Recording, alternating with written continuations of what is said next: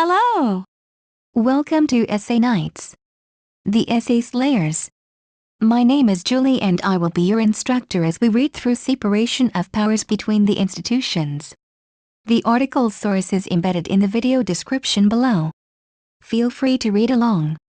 Please note that you can get a custom, plagiarism-free essay for as little as $10 a page at Essay Nights. The link is in the description. Separation of Powers Between the Institutions, Company, /essay excerpt, essay content, div class equals global article document, H1, Separation of Powers Between the Institutions /H1. Introduction. Separation of Powers 1 is a representation of the government of a country where the different parts of the government are assigned with different purposes. It refers to the institutions of the government. In the United States of America, these different purposes are judicial, legislative, and executive. Checks and balances 2 is a means through which the government makes sure none of the aforementioned areas can operate on their end, that they need one another. It is a method of governance. This is designed so that one single entity cannot take majority control. This can be thought of different institutions who are sharing powers amongst themselves. Each of the institution of the government, executive, legislative, and judicial, does not have to depend upon each other as far as its power is concerned. For example, the Congress cannot be named or dismissed by any member of any political party, such as the president. Each of them has powers of their own. Nonetheless, to perform certain tasks of the government and to get anything done altogether, they have to rely on each other. This harmony has to be maintained in order to keep the whole body of the government working. The Congress can pass laws, but they cannot execute them. The laws must be put into operation by the president dependably, those which are passed by the Congress. But the president is limited by the amount of money which is passed by the Congress. 3. This separation of powers and checks and balances kind of have common characteristics, but the doctrine of the latter refers to the ability of one branch to restrain the activities of another.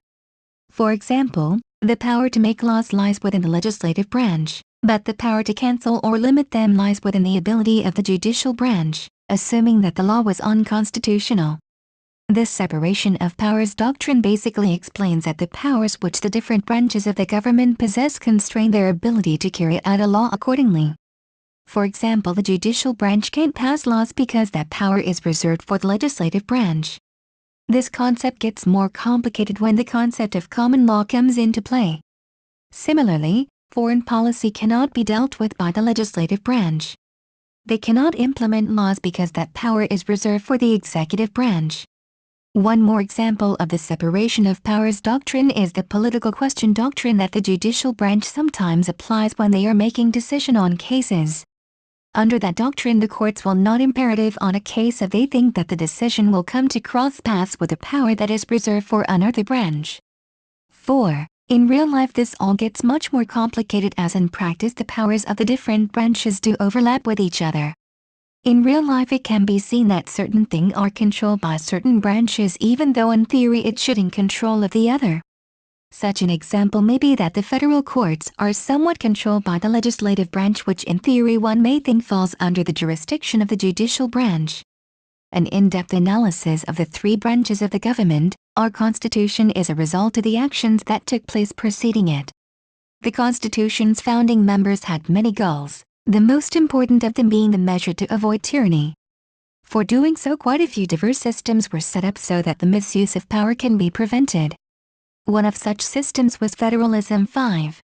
In order to equilibrium the power of the national and state governments, federalism was formed.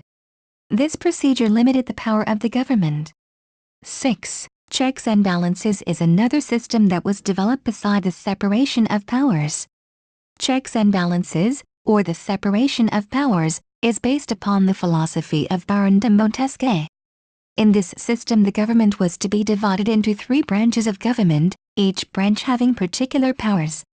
Source: http://www.socialstudieshop.com/ lesson_13_notes.htm. Legislative branch. In this branch laws are made. Executive branch. In this branch laws are enforced and carried out. Judicial branch. In this branch laws are interpreted. Each branch of the government has power within them, and as well as they have powers over the other branches of the government. This is designed so that one single entity cannot take majority control and to prevent one to portray monopolistic activities. For example, Congress may pass laws, but the President can prohibit them. The President can reject laws, but Congress can overrule the rejection with a 2/3 vote. The President and Congress may agree on a law, but the Supreme Court can declare a law illegal. The President can assign judges and other government officials, but Senate must grant them. Supreme Court judges have life terms, but they can be put on trial. Separation of powers facilitates and ensures checks and balances. In a democratic country, the Constitution determines how the political power will be distributed. It is the harmony of the effectiveness between the constitutional provisions, the political predispositions and capabilities of those managing the executive, legislative and judicial branches that determines how fluidly a government of a country operates. There are periodic votes taking place to elect the political leaders. As long as they are in the government, they are expected to follow the legislature.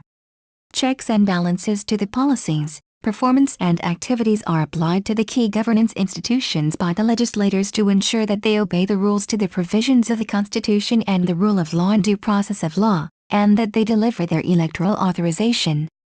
The individuals involved in the formation of the government will be held responsible for every action they perform, and hence they should be careful while implementing the policies. The media makes sure that the government and its civil servants carry out its due duties and that they are held responsible for their actions. Transparency from the government is also demanded so the general population has idea about what is going on within. 7. Each of the institution of the government, executive, legislative, and judicial, does not have to depend upon each other as far as its power is concerned. They each have separate and independent powers. Nonetheless, to perform certain tasks of the government and to get anything done altogether, they have to rely on each other. This harmony has to be maintained in order to keep the whole body of the government working. The Congress can pass laws, but they cannot execute them. The President must implement the laws authentically, those which are passed by the Congress. But the President is limited by the amount of money which is passed by the Congress. 8.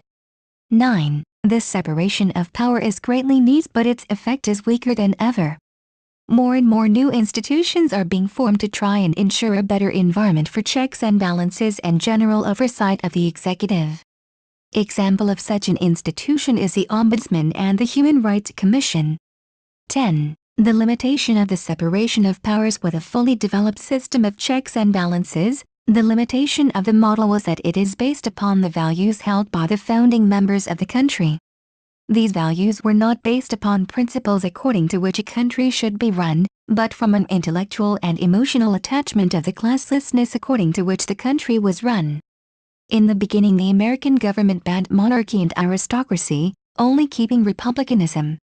It could not be specifically claimed that checks and balance were the national accessories of separated powers without sacrificing the very core of republicanism. What could possibly represent the people in the legislation if it were not the people in the first place?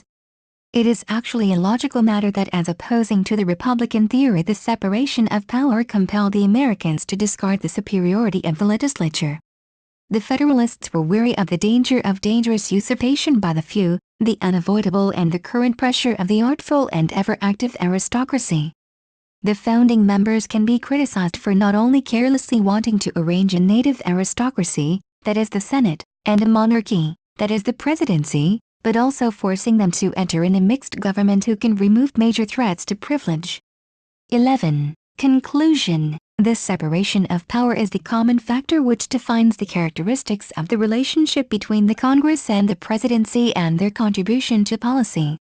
It not only defines the principle according to which a government must operate, but it also makes sure that the power is not abused by any one of the branches of the government by safely dividing it. By dividing the power unambiguously to different branches of the government, the designers of the Constitution made sure that the internal competition of the various institutions of the government maintain the self-preserving power and hence the process their individual liberties. This separation of powers established the institutional structures and the operational rules of the political game, while at the same producing an active vagueness within government that ensures jurisdictional tensions and differentiation disagreements at the highest level of government. It is through the separation of powers and its respective checks and balances that the presidency and the Congress face each other and also learn to coexist with each other.